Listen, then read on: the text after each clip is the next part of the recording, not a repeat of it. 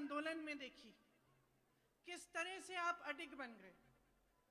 आप में से कितने लोग शहीद हुए, लेकिन आप पीछे नहीं हटे, आप किसी के सामने कभी नहीं झुके। यही है आपकी पंजाबियत, आप झुकने वाले नहीं हैं। जब मैं लखीमपुर खेरी गई, जहां पे 6 किसानों को एक क्रूरता से कुचला गया, एक मंत्री के पुत्र ने कुचला, मैं जब उन किसानों के परिवारों में गई, दुख लगा लेकिन गर्व भी हुआ कि ऐसे भी परिवार होते हैं। जो परिवार उजड़ गए थे, कमाने वाला चले गया था, लेकिन महिला वहां खड़ी थी, खुददार थी, झुकती नहीं थी। ऐसे गांव में मैं गई जहां पे उनका एक घर अकेला था, डर था। मुझे बोला, चुपचाप से बोला कि दीदी किसी को हमारे साथ छोड़ दो, क्योंकि क्या पता यहाँ क्या हो जाए। लेकिन झुकी नहीं वो महिलाएं, वो विधवाएं भी नहीं झुकी, अपना सर ऊंचा करके बैठी थी और कह रही थी कि ठीक है, हमारे परिवार का सदस्य, हमारा शौहर शहीद हो गया, कोई बात नहीं, हम लड़ते रहेंगे। ये है पंजाबियत।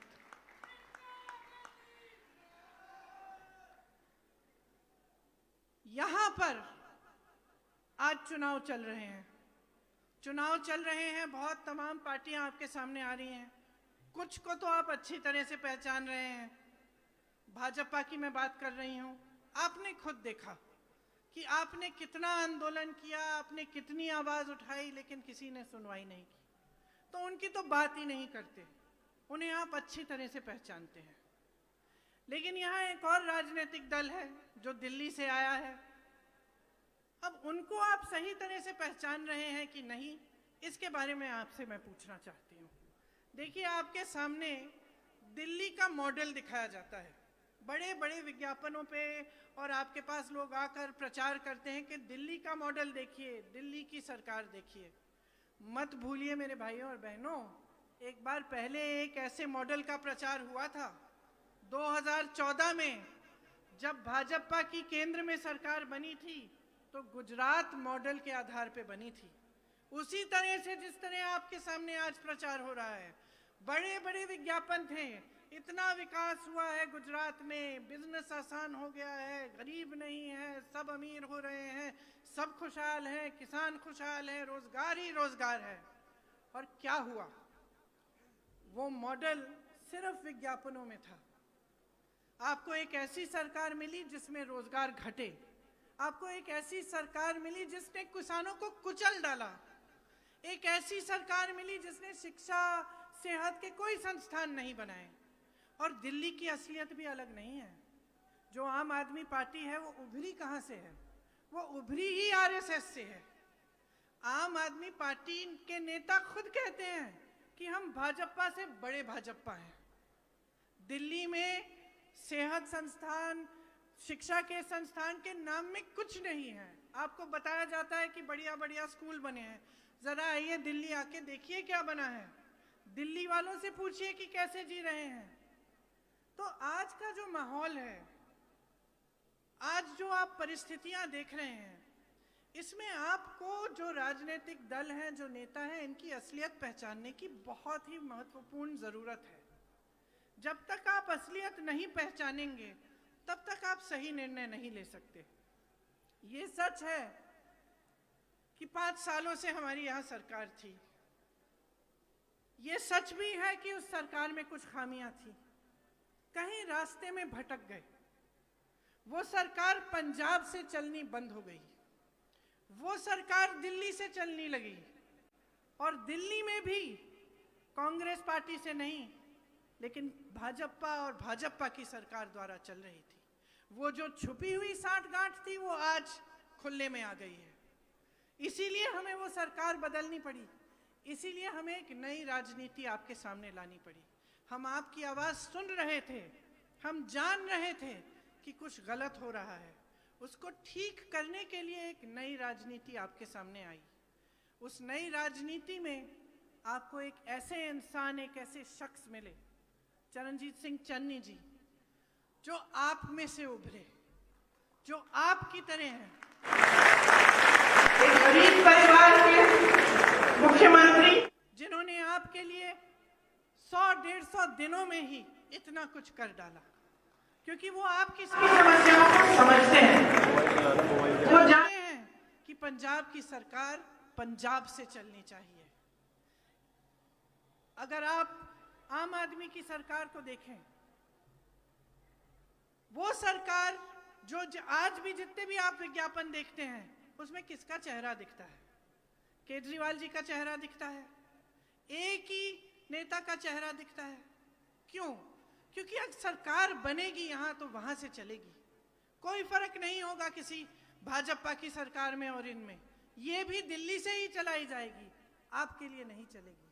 आपको बताया जाता है कि बहुत उपलब्धियां हैं इस सरकार की, लेकिन कोविड के समय देखिए क्या हुआ। ऑक्सीजन की कमी थी, अस्पताल भर गए थे, कुछ नहीं, नए अस्पताल, नई स्वास्थ्य सुविधाएं नहीं बनाई, जांचों में घोटाले थे, मृत्यु के आंकड़ों में घोटाले थे।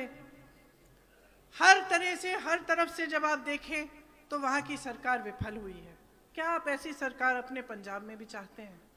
या आप एक ऐसी सरकार चाहते हैं जो अपनी गलतियों को समझते हुए लेकिन एक नई राजनीति को उभारे? आपने देखा है कि मात्र 100-150 दिनों में कितना काम किया गया है। 6,400 करोड़ किसान के कर्जे माफ हुए, 1,500 करोड़ के बिल माफ हुए, बिजली के बिल माफ हुए, किसानों को मुफ्त बिजली दी जा रही है, बिजली का रेट 3 रुपए यूनिट किया गया, औद्योगिक बिजली का रेट 5 रुपए यूनिट किया जा रहा है, पानी के दाम ग्रामीण इलाकों में घटाकर 50 रुपए प्रति माह के बन गए हैं। शहरों में जो वाटर सप्लाई है, सुएज है, उसमें 700 करोड़ के बिजली बिल माफ किए, गौशालाओं में बिजली बिल माफ किए, पेट्रोल डीजल के दाम घटाए गए, 3.5 लाख जो कंस्ट्रक्शन के श्रमिक हैं उन्हें 3,100 रुपए दिए प्रति माह। दलित और पिछड़े वर्ग के 60 करोड़ के कर्जे माफ हुए, दलित वर्ग के परिवारों को 200 यूनिट बिजली माफ की गई, रसोईया बहनों का मानदेय 3,000 रुपए प्रति माह बढ़ाया गया और 12 महीनों तक वेतन देना शुरू किया है।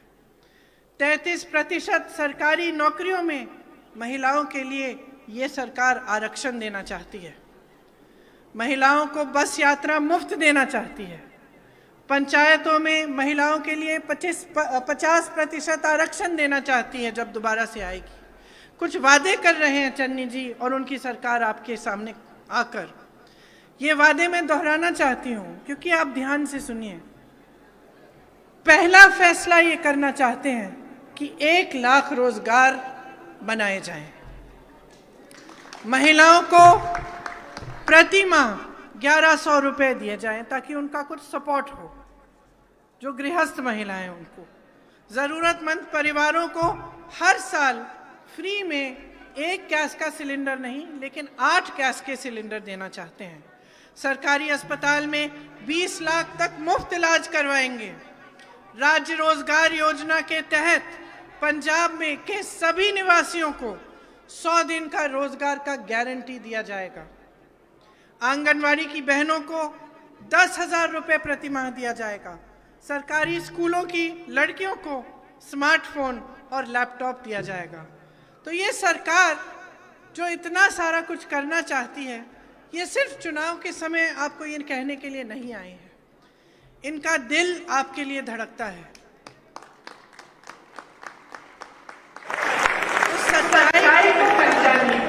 सच्चाई है कि मीडिया और विज्ञापनों में आपको दिखाया जा रहा है वो आपकी असलियत नहीं है।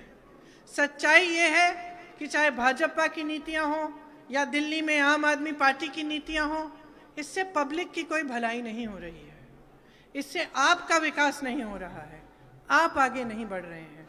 आप अपने बच्चों को बड़ा करते हैं मेहनत की कमाई से, खून पसीने से।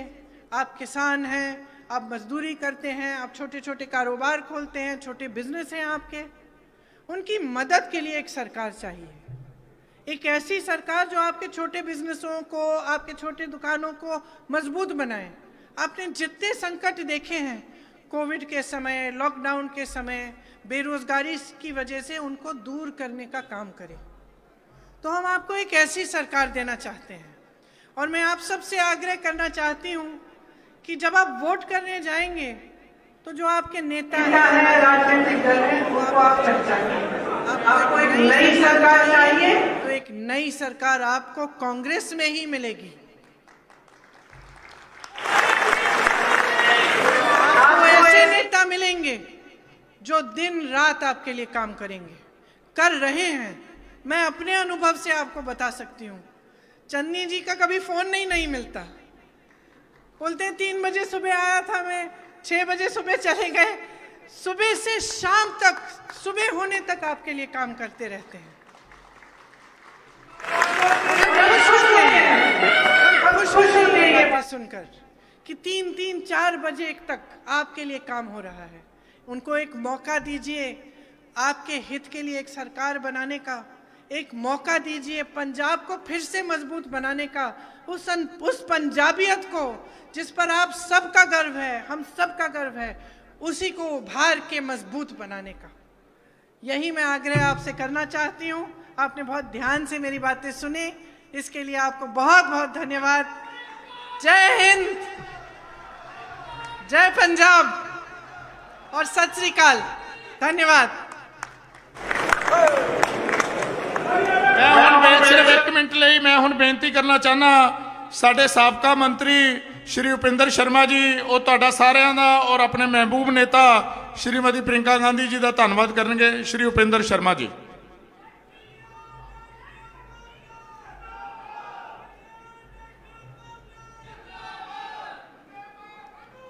No.